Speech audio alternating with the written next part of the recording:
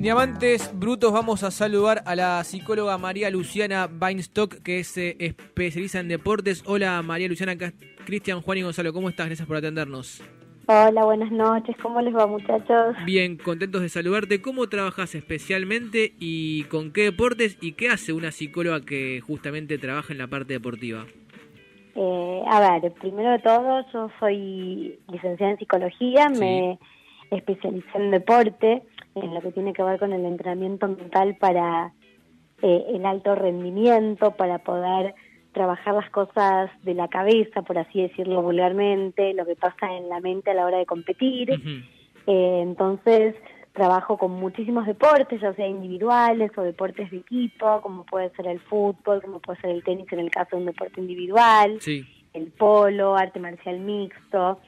Cuando nosotros hablamos del deporte siempre decimos que hay un aspecto técnico, otro táctico, otro físico, pero el que agrega valor también es mucho la cabeza. Claro. Entonces trabajamos en función de que todos estos ingredientes combinen para sacar una buena performance deportiva. ¿Y qué pasa a la hora de competir justamente?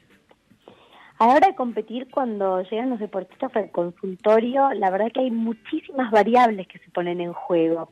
Los futbolistas profesionales, por ejemplo, te dicen, bueno, soy suplente porque llegó un titular al equipo y es muy difícil que pueda tener la motivación suficiente como para poder ganar la titularidad.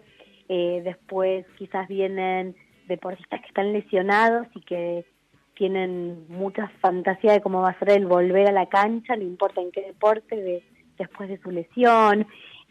Cuando salen por la manga los jugadores, la adrenalina que les corre por las venas y pensar, bueno, cómo va a ser el partido. Claro. Los goleadores cuando están en una racha que no hacen goles. Claro. Son muchísimos factores los que se ponen en juego cuando trabajamos la parte mental. Y justamente la psicología, ¿qué es lo que busca? ¿Dónde apunta? ¿Dónde intenta operar? ¿Cómo se hace para que eso que es en la cabeza del deportista un mambo o una cuestión conflictiva se transforme en algo a potenciar y a corregir?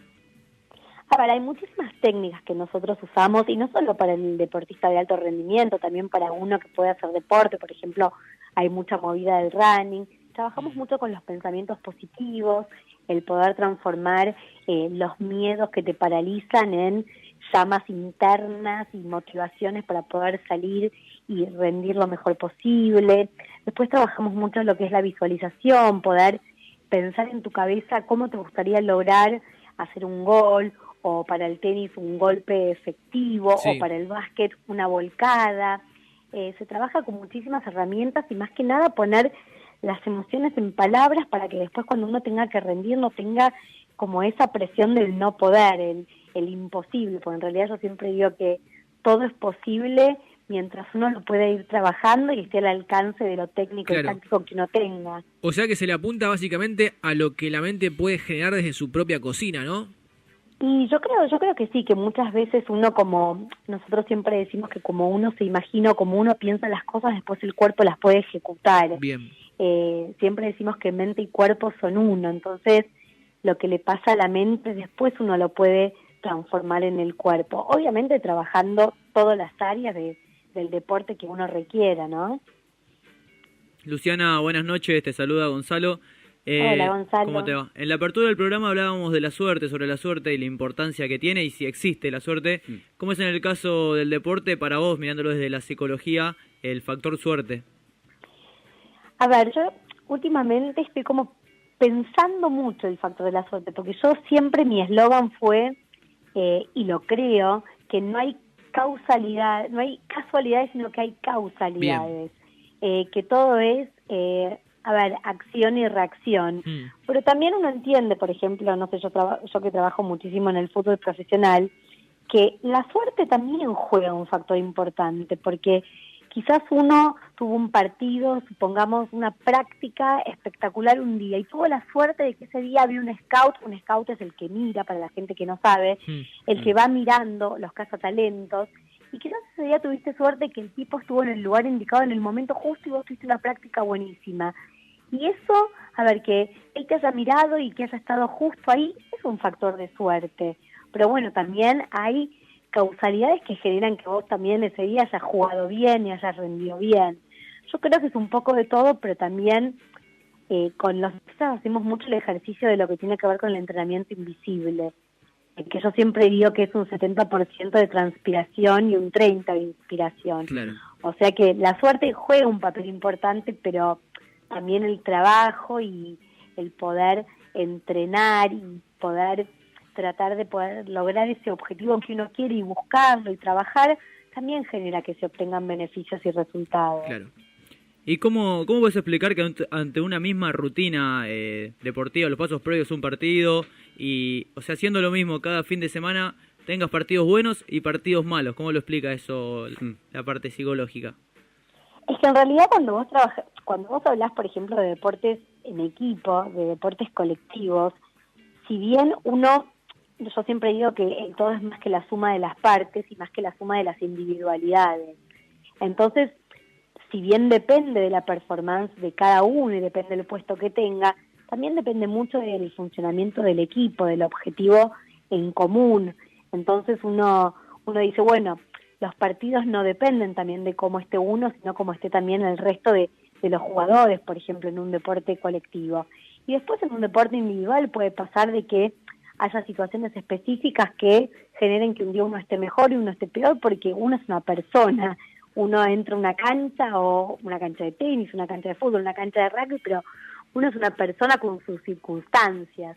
Entonces también depende de las circunstancias que estés viviendo, uno va a rendir mejor o peor. A ver, uno no puede siempre pensar de que es un robot y que va a estar sistematizado el rendimiento. Entonces uno tiene que también, yo siempre hablo del entrenamiento invisible, de qué pasó la noche anterior a que tengas que ir a correr, o que tengas un partido, o cómo te alimentaste, o cómo vino tu semana a nivel deportivo, pero también a nivel personal. No es lo mismo ir a jugar una final de tenis si el día anterior te pasó algo personal, o cuando todos tus aspectos están en sintonía con cómo estás vos. Claro. 1 más 1 nunca es 2. ¿Cuánto es a veces? Y a veces es 3, a veces es 5, a veces es 2. La verdad que cada deportista es singular menos y particular, menos 10, menos 20. La prensa también juega un rol importantísimo cuando hablamos de deportes de equipo. Yo muchas veces cuento que cuando el Olé ponía los puntajes, muchas veces los jugadores les influye mucho lo que dice la prensa. Entonces nosotros tratamos de la prensa que nos juega a favor y no en contra. Son muchos factores y la verdad que no siempre uno llega a la cancha a rendir al 100%. Sí intentamos que uno se acerque al rendimiento ideal, pero lo ideal no existe para nadie. Claro. Hablamos con María Luciana Weinstock, que es psicóloga especializada en deportes. Hablabas de que trabajás con el fútbol profesional. ¿Con qué equipos, con qué planteles? La verdad que trabajé por un abanico de planteles y equipos. Empecé trabajando en Chacarita Juniors cuando era muy joven.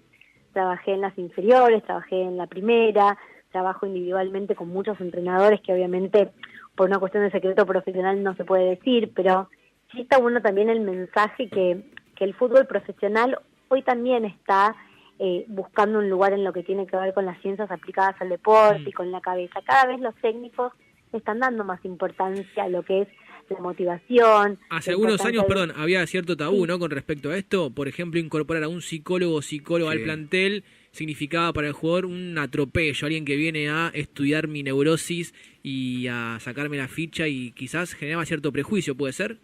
Mira, a mí siempre me pasó que el atropello más lo sintieron los técnicos que los jugadores. Claro. Porque los técnicos siempre son como muy protagonistas, ¿no? De todas las instancias deportivas. A ver, son los que se llevan los premios y también los castigos, porque vamos a hablar de la contracara de esa moneda, porque también los técnicos absorben mucho la presión de todo el equipo. Y muchas veces los técnicos pensaban que nosotros les íbamos a quitar como el protagonismo de que el jugador se acercara a contarnos las cosas más importantes que ellos tenían que tener. Y en realidad nosotros somos auxiliares y brindamos herramientas a un conjunto de trabajo. Nosotros brindamos la parte mental, porque antes muchas veces los técnicos sentían que eran padre, maestro, líder, técnico, y en realidad uno no puede ser todo. Entonces, cuanto más trabajes en interdisciplina y más puedas tener más información de de las cosas, creo que mejores cuando salen los resultados. Entonces los técnicos yo creo que hoy tienen una mirada mucho más abierta hacia la psicología deportiva, hacia el poder entender que las emociones y los factores mentales influyen a la hora de salir a una cancha. Entonces sí hay un lugar mucho más importante para nosotros, y en definitiva está demostrado que trabajar mentalmente agrega un valor enorme a la hora de rendir y tener resultados. Ahora, hay que encontrar el punto justo, porque me imagino que también un exceso en el abordaje psicológico también puede ser una mala pasada, ¿o no? Sí, desde ya, obviamente que eso tiene que ver con el criterio profesional de cada uno. Uno, en la medida que sepa que es un auxiliar y que va a brindar herramientas necesarias, me parece que es lo suficiente ya como para poder completar todo este círculo que hablábamos de lo técnico, táctico, físico y mental. Es lo mismo que el preparador físico sienta que la preparación física está por encima de lo técnico-táctico. Claro. A mí me parece que es como una porción de la torta para cada uno, para así decirlo, en su justa medida, y obviamente siempre y cuando uno vaya viendo a mediano y largo plazo los resultados.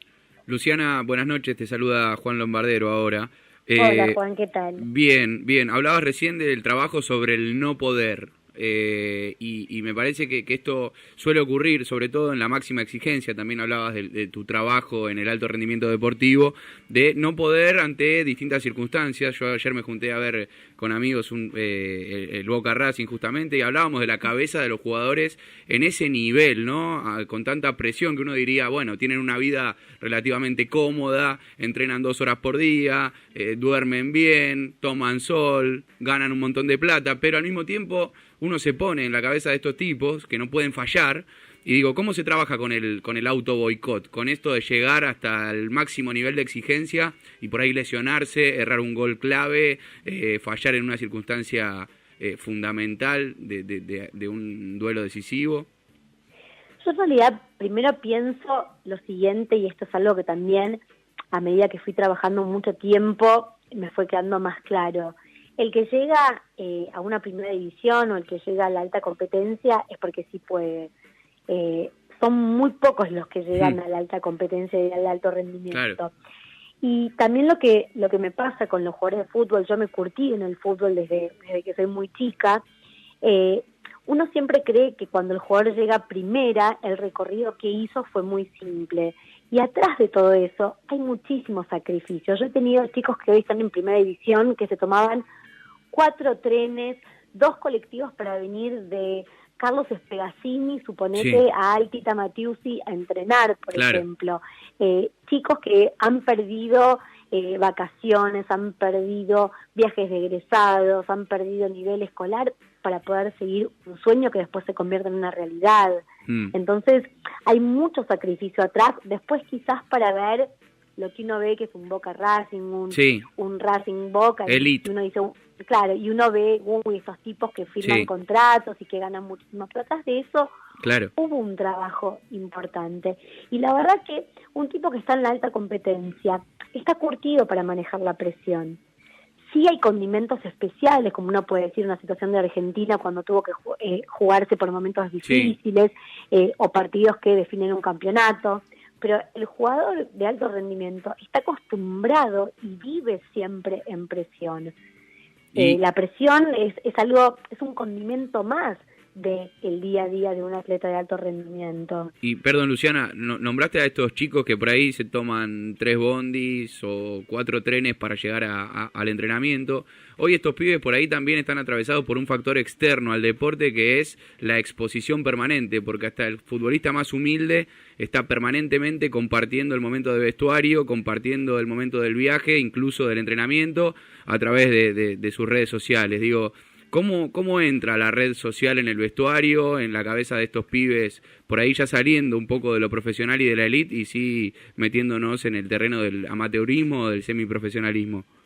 Mira, a mí yo creo que la red social hoy es algo que nos atraviesa a todos y que es inevitable que tanto un deportista como un deportista amateur tenga como factor necesario. Me parece que las redes sociales también sirven para informar desde la parte de enseñanza, de prevención, y hoy los deportistas siempre muestran lo que hacen, cómo viven, cómo entrenan a través de una red social. No sé por dónde iba la pregunta. Sí, pero... sí, por ahí. También pensando en en el auge del CrossFit, del entrenamiento funcional, de la obsesión por mostrarse. Bueno, cómo opera todo esto, ¿no?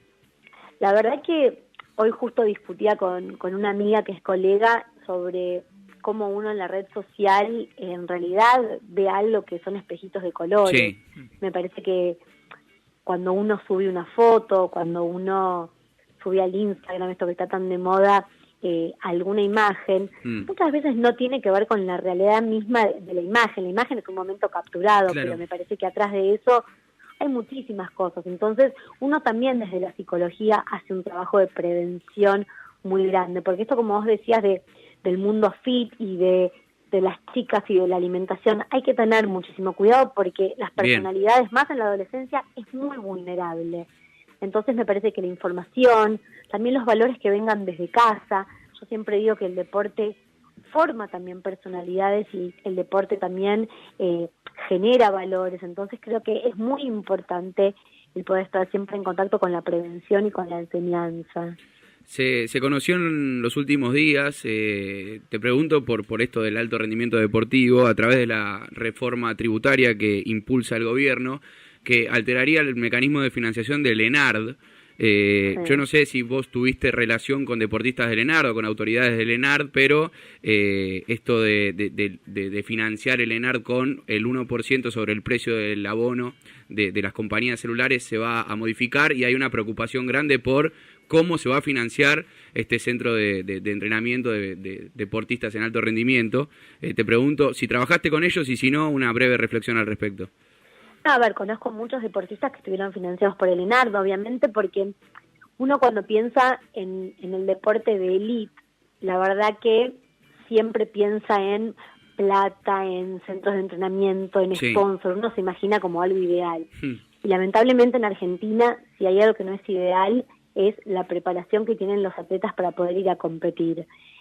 A mí me preocupa mucho este tema, no especialmente metiéndome en las políticas de Estado, pero sí como un deportista que muchas veces no tiene los recursos para poder entrenar y después tiene que salir a competir a un nivel mundial que nada tiene que ver con cómo uno entrena acá en la Argentina. Gracias a Dios hay muchísimos docentes y muchísima capacitación en deporte, pero si vos no tenés el tiempo y los medios para poder hacerlo, es muy difícil. Y si después mañana te tenés que ir a competir con un atleta ruso, con un atleta chino, o con atletas del primer mundo, hay mucha ventaja que damos. Y acá hay un semillero enorme de deportistas. Total. Pero si uno lamentablemente no tiene los recursos y los medios, es muy difícil después poder llegar a las grandes ligas y estar a la altura de... ¿Cuánto afecta al deportista la mirada del otro, del técnico, del compañero, del hincha, del periodista? Muchísimo, muchísimo. Cualquier jugador de fútbol profesional que te diga que no escucha los cantitos de la hinchada es mentira. Cualquier jugador profesional que te dice que no lee o no escucha la prensa es mentira. La verdad que la mirada del otro siempre está. Hace poco me hice un post en el Instagram mío que decía que uno siempre busca referentes, pero el mayor referente es uno mismo de uno. Pero estamos atravesados y la verdad que acá en la Argentina cuando tenés grandes atletas o grandes deportistas, siempre la sociedad opina, porque el atleta o el deportista está como puesto muy en un rango de celebrity, por así decirlo. Claro. Y a todos les importa lo que opina el otro, lo que dice el otro, ya sea para recibir los elogios como para recibir las críticas. María Luciana Banistock, periodista, psicóloga, ya se me mezclan los roles, psicóloga especializada en deportes, gracias por tu tiempo, te mandamos un beso grande y la seguimos en cualquier momento. Dale, un beso para los tres y buenas noches para todos. Diamantes Brutos en vivo a través de Radio Monk en esta noche de lunes con la psicóloga.